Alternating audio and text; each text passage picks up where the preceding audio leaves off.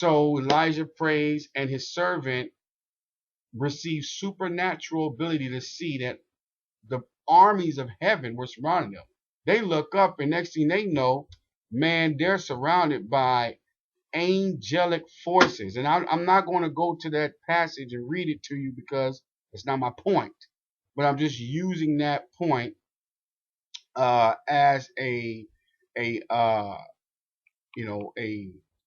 illustration of what the same scenario that Jesus Christ is dealing with.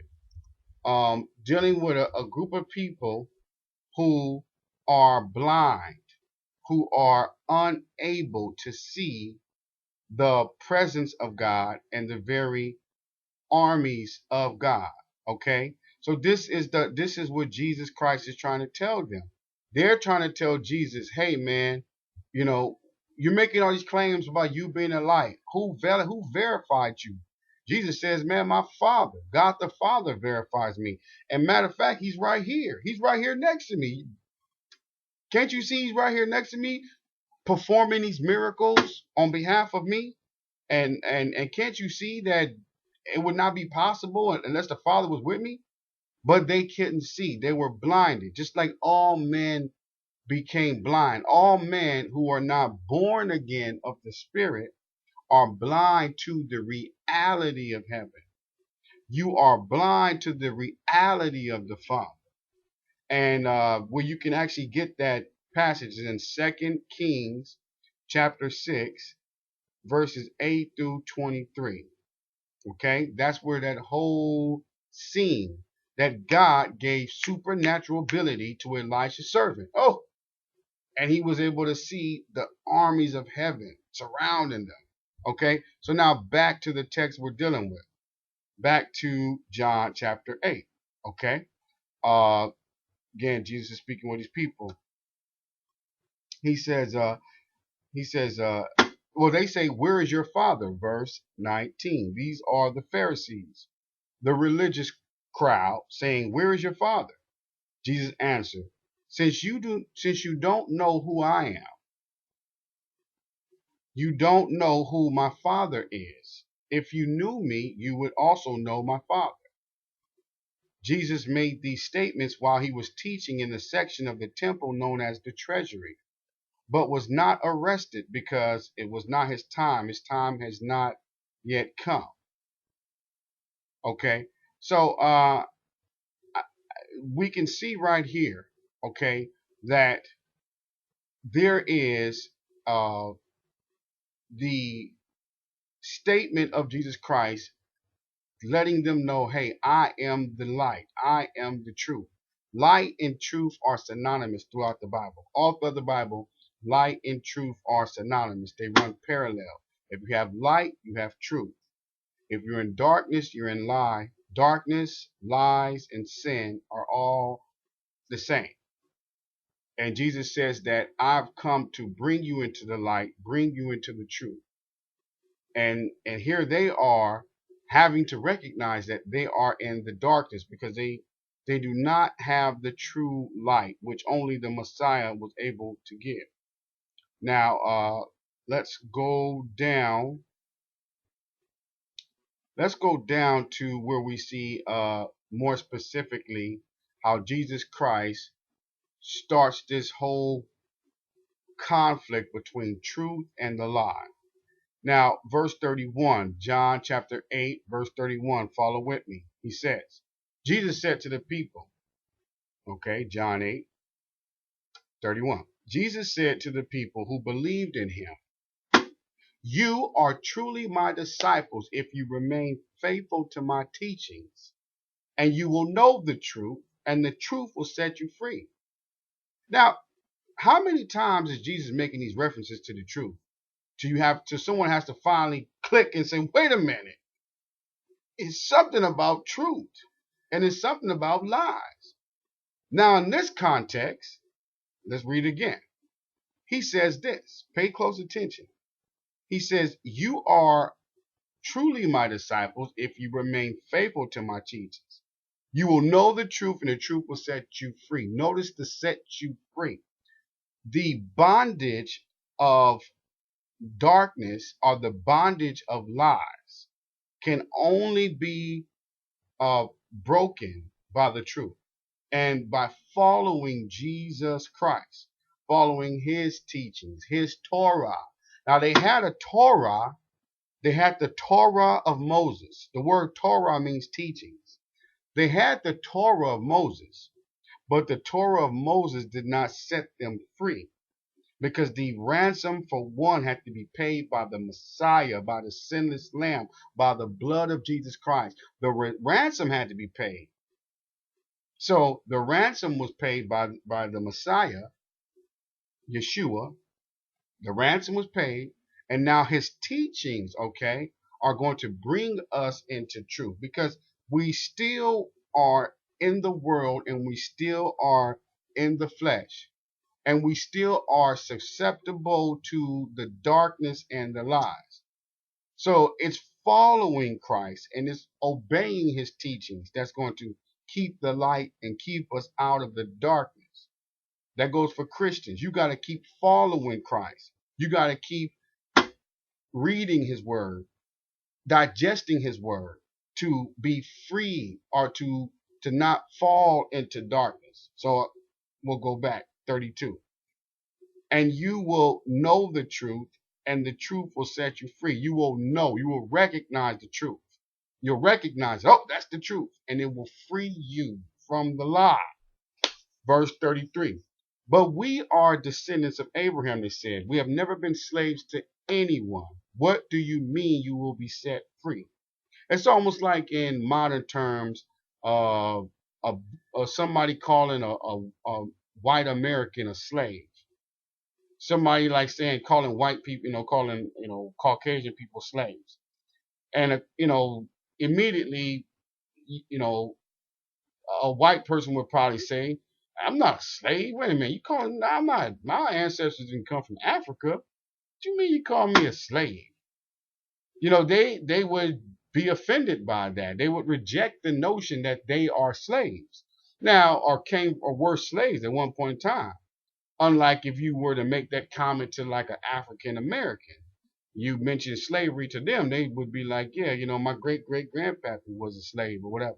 He was at that plantation in Louisiana.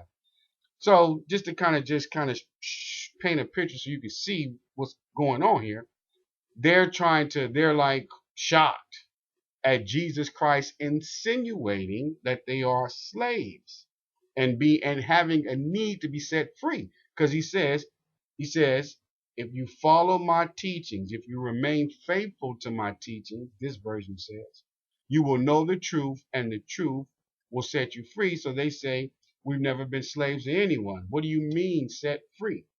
Jesus replied, I tell you the truth. You keep hammering truth, man. Take note. He's hammering this truth thing, y'all. Truth, truth, truth, truth. I tell you the truth. Everyone who sins is a slave of sin. Now, you can substitute that word sin for darkness, right? Everyone who sins is a slave of darkness. And darkness is the lie. But anyway, just to keep in step, he says, everyone who sins is a slave of sin. A slave is not a permanent member of the family, but a son is part of the family forever. So if the Son sets you free, you are truly free. Yes, I realize that you are descendants of Abraham, and yet some of you are trying to kill me because there is no room in your hearts for my message. I'm telling you what I saw when I was with my father, but you are following the advice of your father. Okay? King James says it this way, says, verse 39 says, they answered and said to him, Abraham is our father. Jesus said unto them, if you were Abraham's children, you would do the works of Abraham. But now you seek to kill me, a man that has told you the truth. Okay? Pay attention to the truth. You're going to keep hearing that theme, truth, which I have heard of God. This did not Abraham. You do the deeds of your father.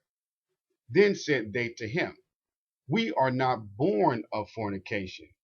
We have one Father, even God. Now, I like how Pastor Price explained that the real word in the Greek is porneia. Porneia is that is associated with idolatry. So from the Greek, it's they're saying, hey, we're not born of idolatry. We're not born of porneia, or we were not born from some illicit kind of union. We're not born of like Athena or Athens or some type of false god. We're children of God. We ain't born of porneia.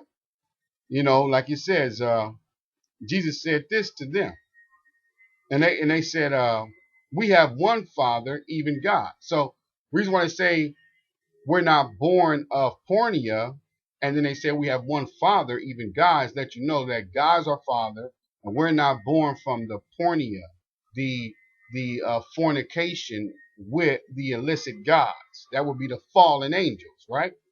Right.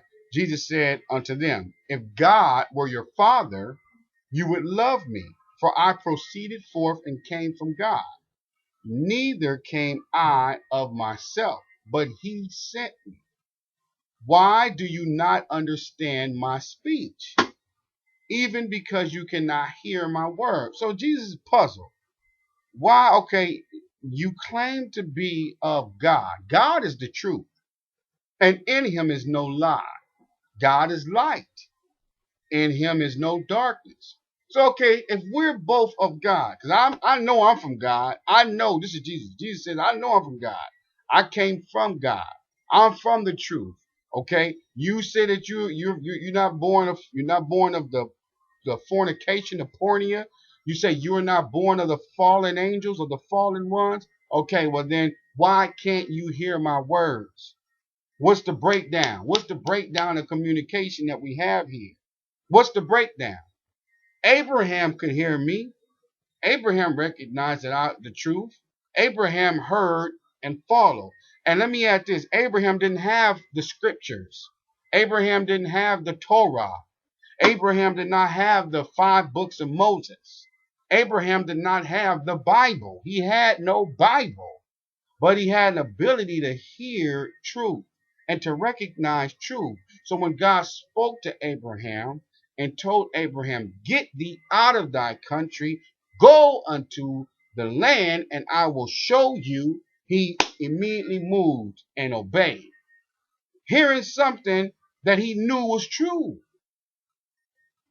So if you guys have the same spirit of Abraham, if you will, then why can't you recognize I am true and I am the truth? Okay, but let's go back. He says, verse 42, If God were your Father, you would love me, for I proceed forth and came from God, neither came I of myself, but he sent me. Why do you not understand my speech, even because you cannot hear my word? Then he lays the boom on him. He says, You are of your father, the devil, and the lust of your father you will do. He was a murderer from the beginning and abode not in the, you guessed it, truth, because there is no truth in him. When he speaks a lie, he speaks of his own, for he is a liar and the father of it. And because I tell you the truth, you believe not. Which of you convict me of sin and if I say the truth, see, sin and truth. Sin is everything that's untruthful, everything that's dark. Notice the contrast. Which of you convicts me of sin?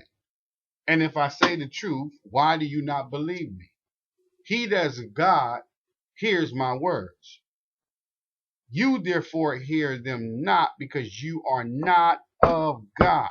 He laid the boom in verse 44 and had to tell him, look, you are of your father the devil. Okay? And the works of your father you will do. Now, Here's the thing, and we're going to have to take a quick examination of the devil, the infamous devil. Jesus Christ gives us some insight when he makes the statement that he abode not in the truth. Now, at one point in time, we can understand that Satan was in the abode of truth. Okay? At one point in time, Satan dwelt the in the realm of heaven. Satan was in heaven. Heaven is the abode of truth. Because if you don't get anything, you need to get the fact that truth and God are hand in hand. From Jesus' perspective, the truth is God, and God is in the truth, and the light. The light and the truth is the dwelling place of God. God is true. God is absolute reality. Anything outside of God is a lie, is darkness, is false. Okay? So what we have here is a cherubim angel, an archangel who was walking in the midst of the fire. The Bible tells us that Lucifer was in the midst of the fire. The Bible said you walked among the stones of God. So this great, powerful spirit angel who dwelt in the abode of heaven, who dwelt with God, who God was with the truth, was in the truth, was in the very throne of heaven. You got to catch this now, please. You got to catch this. He's in the truth. He's up there. He has privy, or he has privilege to God. And according to John 8, Jesus Christ tells us what happened. What happened is that he chose to abandon the abode of heaven, of the abode of truth, to go out and set up another kingdom. Okay, he went about setting up another kingdom based on lies. Lies. And not only did he do this, he solicited other angels to come and be a part of his kingdom of lies, his world of lies, his Disney World. He set up a Disney World where you can all be Disney-like, where you don't have to accept the truth. You don't have to accept the truth about you. You don't have to accept reality about you. You can be who you want to be. You can make up who you want to be. You can be a character. You want to be a god? You can be a god. You want to be whatever? You can be. You want to be a homosexual? You can be a homosexual. You want to like men? Fine. You want to be a lesbian? You can be a lesbian. You want to be whatever. It's a world based on lies. And if you subscribe to the lies, you are part of the kingdom of Satan. If you love lies, then you are a child